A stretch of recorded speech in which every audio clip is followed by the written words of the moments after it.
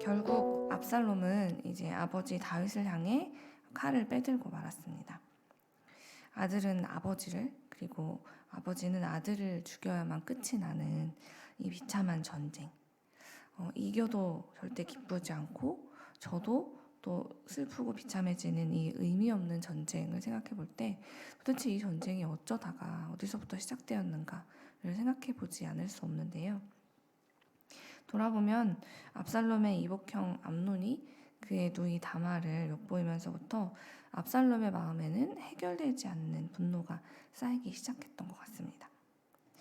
그는 이 일로 인한 분노와 그리고 슬픔을 하나님께 가져가서 해결하기보다 자기 방식대로 암논을 심판하기로 결정했고 또 그 감정들을 그를 심판하기 위한 동력으로 사용했죠.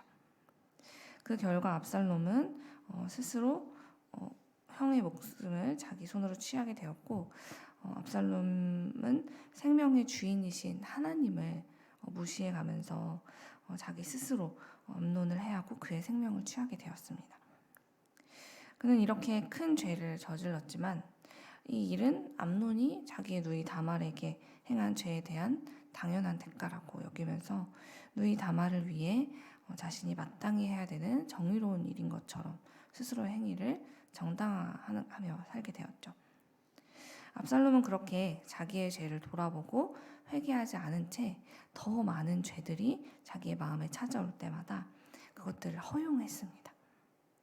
그 결과 그는 하나님께서 다스리시는 이 이스라엘 백성들의 왕이 될 거야 라는 욕심을 품게 되죠.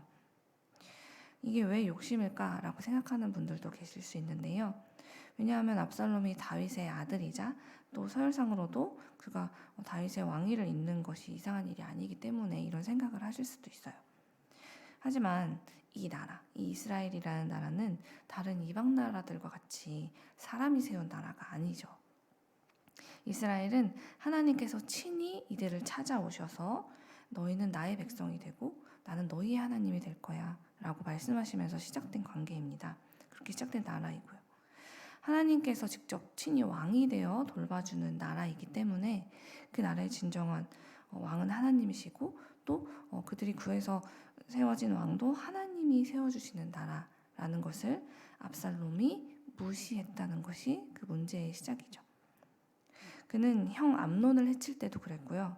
이후 수년간 성문 앞에서 아버지를 찾아오는 백성들의 마음을 훔쳤을 때도 하나님께 단 한마디도 여쭤보거나 허락을 구하지 않았습니다. 하나님의 허락이나 도움 없이 자기 스스로의 힘으로 왕위를 차지하겠노라 라고 그는 마음을 정했고 그래서 자신이 할 수 있는 모든 수단과 방법을 동원해서 가는 곳마다 죄를 짓게 되죠. 하나님 없는 인간의 삶이란 그렇게 죄만 남아있기 때문입니다. 한편 그렇게 아버지를 궁에서 쫓아내고 아버지의 아내들을 욕보이는 죄까지 지으면서 그는 아무 죄가 없는 하나님의 백성들의 생명이 희생될 것을 알면서도 전쟁을 일으키는 일까지 하게 됩니다. 왕이 될 수만 있다면 자기의 무고한 백성들은 물론이고 자기의 아버지까지도 생명을 해치는 일에 조금도 주저함이 없는 압살롬의 모습을 보게 된 것이죠. 우리는 그렇게 죄로 가득 찬 마음을 해결하지 않는 사람들, 그래서 하나님을 의식하지 않은 채 살아가는 사람의 삶은 결국은 시작은 어땠는지 모르지만 결국은 다 압살롬과 같은 결론에 이르게 된다라는 것을 우리는 말씀을 통해 보게 되는데요. 자기의 유익을 위해서 다른 사람의 희생을 당연하게 여기는 그런 선택에 주저함이 없는 사람으로 변해가기 때문입니다. 그게 죄의 속성이니까요. 그래서 저는 오늘 말씀을 묵상하면서 지금 내 마음속에 혹시 내가 손해보지 않으려면 저 사람이 희생될 수밖에 없어. 그건 어쩔 수 없는 일이야. 하는 마음이 있지는 않은지 말씀 앞에서 저의 생각과 마음을 더 자세히 들여다보게 되었습니다. 또한 압살롬이 암논에게 했던 것처럼 저 사람이 먼저 잘못했으니 나도 이렇게 갚아줘도 괜찮아. 이건 정당한 거야 라면서 하나님께서 하실 그 심판을 내가 나서서 하는 삶을 살고 있지는 않은지 또한 돌아보게 되었습니다. 하나님께 여쭤보지도 않은 채 내가 나서서 누군가를 심판하는 심판자의 자리에 스스로 서고, 또 나의 유익을 위해서 다른 사람의 희생을 당연하게 여기는 것은 결국 오늘 말씀 속 압살롬과 똑같은 길로 걸어가는 것이 되기 때문입니다. 오늘 우리가 읽었던 사무엘하 18장에는요, 그렇게 자기의 힘으로 수단과 방법을 가리지 않고 왕이 되려고 했던 압살롬의 최후에 대해서 아주 상세하게 기록해주고 있는데요. 그의 최후가 어떻게 되었습니까? 우리가 오늘 읽지는 않았지만 어제의 본문이었던 앞부분을 보다 보면요, 압살롬이 다윗 왕의 군대를 피해서 노새를 타고 막 도망을 치던 중에 그의 머리가 상수리 나무에 걸려서 대롱대롱 매달리게 된 장면을 우리에게 보여줍니다.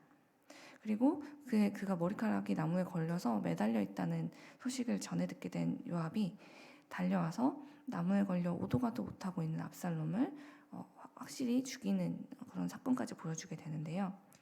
저는 이렇게 칼 한 번 꺼내보거나 주먹 다짐조차 해보지 못한 채 그 머리카락이 나무에 걸려서 죽게 된 이 압살롬의 최후를 보면서 참 두려움을 느끼게 되었습니다. 왜냐하면 그의 머리카락이 어떤 머리카락이었는지 여러분 아마 기억하고 계실 텐데요. 그것이 떠올랐기 때문이에요. 사실 그동안 압살롬으로 하여금 많은 백성들, 사실 대부분의 온 나라의 백성들의 칭송을 받을 정도로 그에게 기쁨이 되어 주었던, 또 그의 자랑이 되었던 것 중에 하나가 그의 머리카락이었어요. 14장을 보면 압살롬의 외모에 대해서 기록한 것이 나와 있는데요. 그가 얼마나 아름다웠는지 온 이스라엘 사람들이 그의 머리끝에서 발끝까지 흠이 없는 사람이야 라고 칭송할 만큼 그는 외모가 대단히 아름다웠고, 거기에는 특별히 그의 머리숱에 관한 이야기까지 따로 적혀 있어요.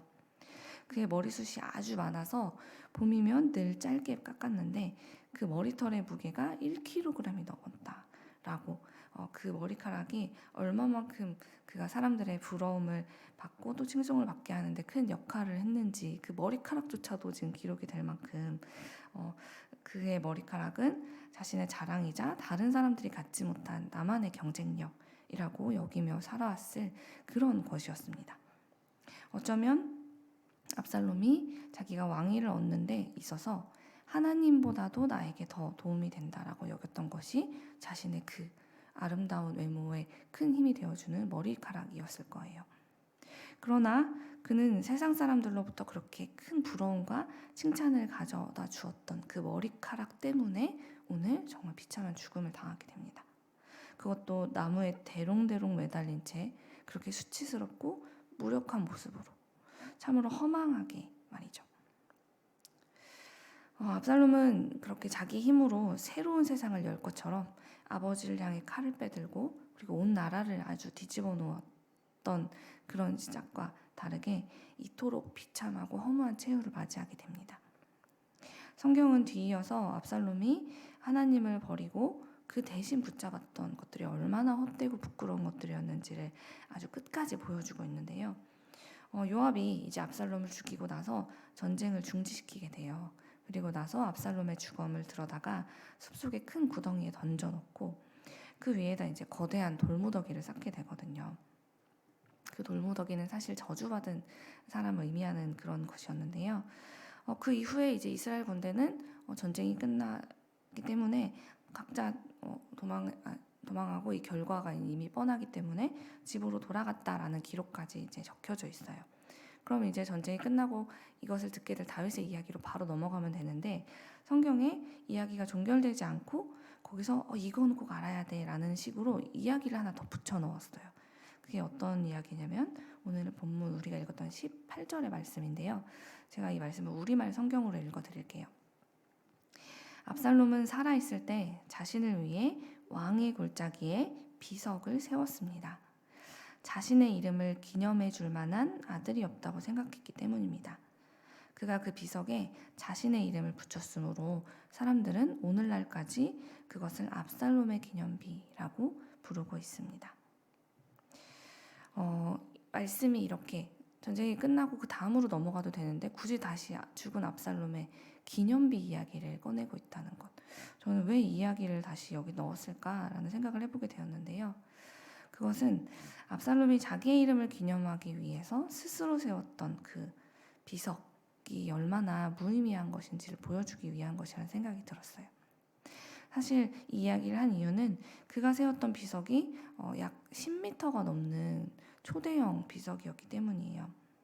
그 묘비의 규모만으로도 우리는 압살롬이 어떤 성향으로 어떤 삶을 살았는지 볼 수 있는데요.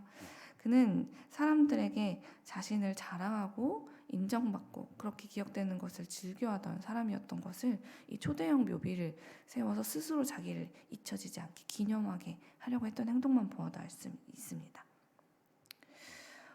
그렇기 때문에 이렇게 수치스럽고 허망하게 나무에 대롱대롱 매달린 채 아무것도 해보지 못한 채 죽게 된 그의 죽음을 기록한 바로 뒤에 이 이야기를 적게 된 거죠.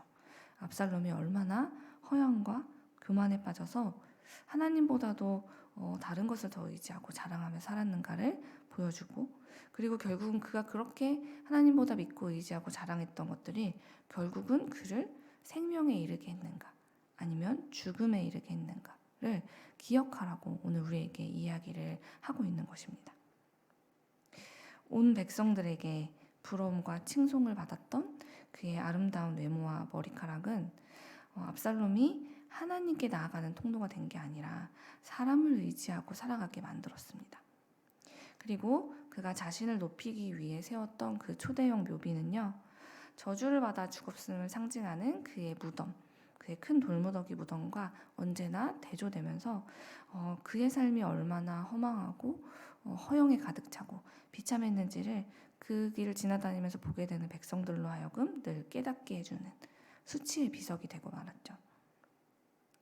그러므로 사랑하는 여러분, 오늘 말씀을 보면서 압살롬의 모습이 과연 내 안에 있지는 않은지를 우리가 함께 돌아보았으면 좋겠습니다.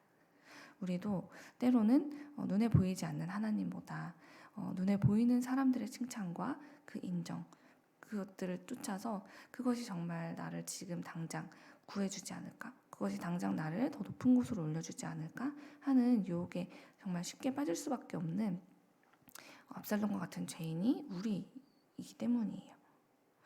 그래서 우리는 이런 압살롬의 모습을 볼 때마다 어떻게 저렇게 했지? 라고 다른 사람의 이야기로만 볼 게 아니라 내 안에는 그와 같은 죄가 없는지를 살펴보고 내 안에 그런 모습이 조금이라도 발견되었다면 그것이 이렇게 순식간에 커져서 압살롬을 잡아삼킨 것처럼 우리에게도 그런 일이 일어나지 않도록 때마다 예수님의 십자가 앞에 나와서 그 죄를 내려놓고 또 내려놓아야만 합니다. 세상 사람들이 알아주고 인정해주는 것들을 쫓아 살다 보면 우리도 자연스럽게 하나님을 떠나서 세상이 말하는 크고 높은 자리, 그 화려한 자리를 쫓다가 압살롬과 같은 부끄러운 최후를 맞이하게 될 것이기 때문이죠. 그러니 그 길에 서지 않기 위해서 우리는 오늘도 이 하루를 시작하는 시간에 이렇게 하나님 말씀 앞에서 우리를 비추어 보고 또 기도로 주님의 손을 꼭 붙잡고 그분을 의지하면서 오늘 내게 주어진 이 날을 살아가겠습니다 라고 다짐해야겠죠. 오늘도 세상의 수많은 허영과 교만의 유혹들이 우리를 찾아와서 하나님보다 세상의 칭찬을 따라 살아가, 사람들의 인정이 저기 있잖아, 저기에 가면 더 높아질 거야 하는 유혹들이 있겠지만 오늘의 말씀을 그때마다 기억하면서 나를 생명으로 인도해 주시는 우리 주님 편에 서기를 선택하는 세상의 비디레 교회가 되길 간절히 소망합니다.